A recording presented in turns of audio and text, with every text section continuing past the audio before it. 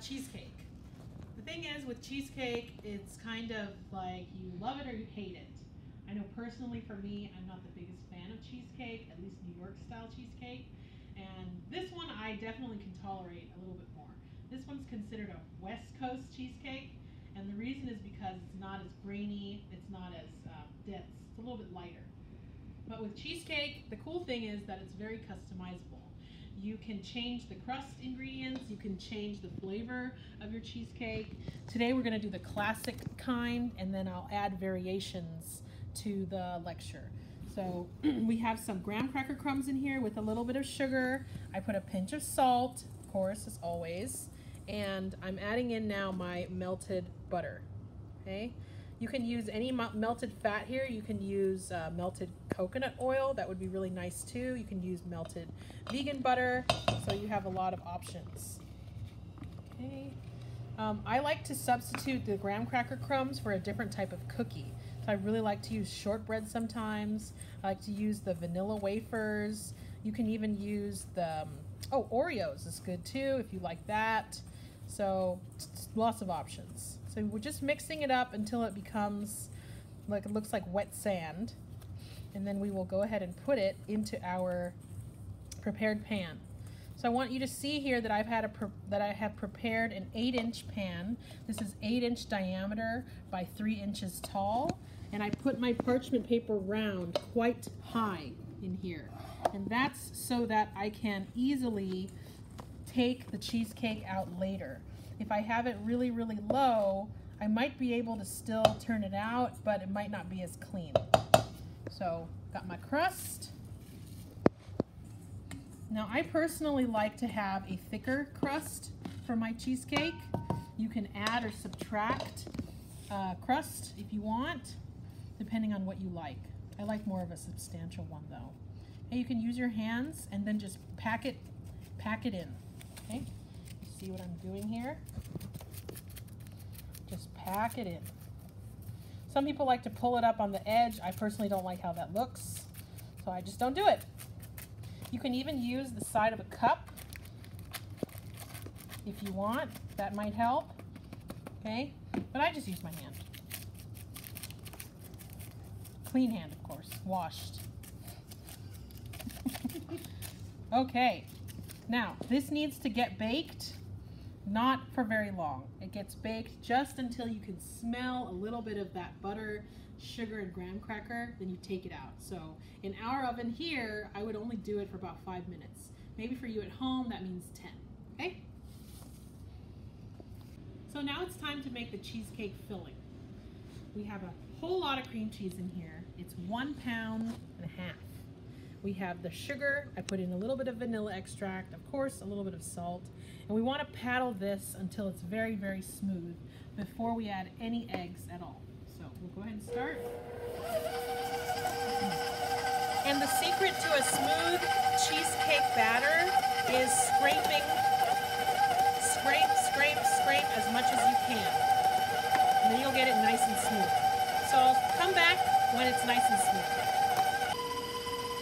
So the cheesecake filling, we have paddled our cream cheese, sugar, salt, and a little bit of vanilla extract.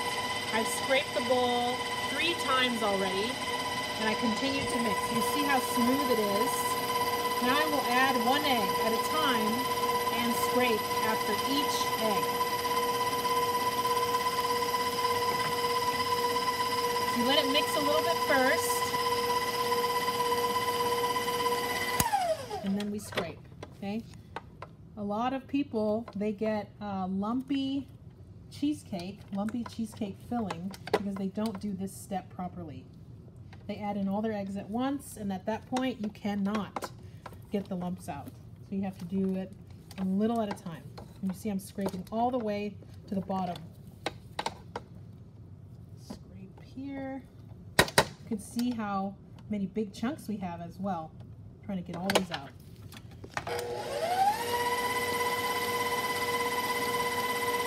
Okay. Once it looks smooth again, we will add the next egg.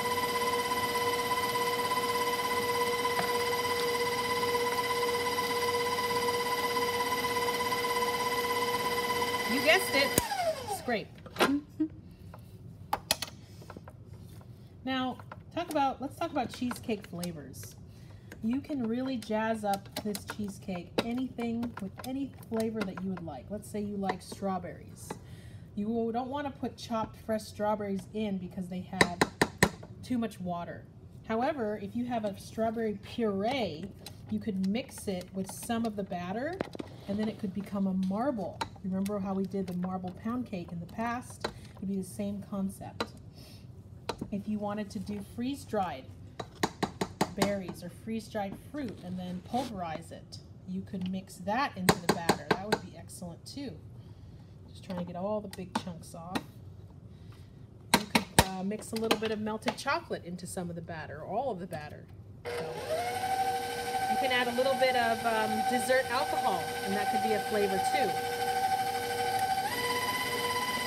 Okay. So, I'm adding my last egg.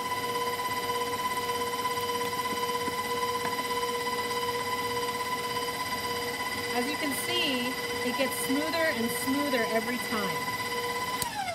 So we have to scrape. This is the last time we're scraping now.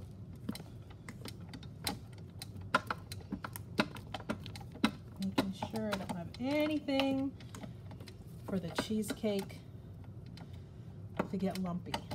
I'm even trying to get, whoops. Well, while I'm here, I can get my paddle. Make sure I got nothing extra on the paddle. Okay.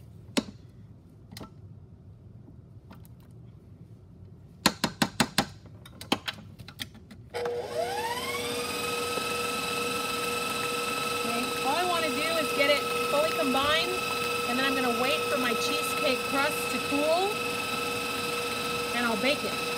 And I'll show you that next. So now our cheesecake crust has baked and cooled, and if you want to come look, it is a little bit darker than it was. Obviously not, we don't want to burn it, okay? And we have our cheesecake filling already done, and so we're just going to fill the pan with our filling.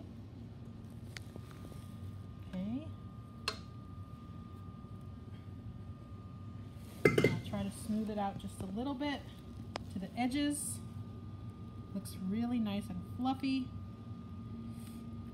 And then we are going to bake this in a water bath. So if you look to my right, we have some water simmering, and that is going to get put into the pan right before we put it in the oven. Now how about baking temperature? So cheesecake typically bakes at a lower temp. It bakes at 325 Fahrenheit in your typical oven. But again, our oven is super hot. We're probably going to bake it at 275 with the water bath. And what we're looking for is when you shake it, you see how right now it looks like super soupy jiggle? We're looking for that jiggle to be a little stronger, okay? A little less jiggle, okay? So we'll show you what it looks like when it's coming out of the oven. So we just took the cheesecake out of the oven. It's been baking in our oven for about an hour. So possibly in your oven at home, it might take an hour, 20 minutes, maybe an hour and a half. But this is what you're looking for when it's done, okay? Give it a jiggle.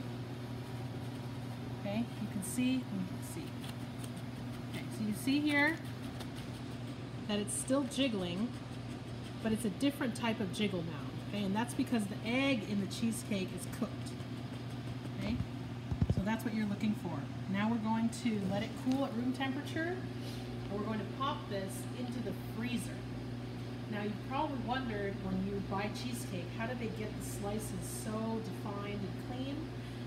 After the cheesecakes have baked and cooled, they freeze them and they cut them when they're frozen. So I'm going to show you what that looks like.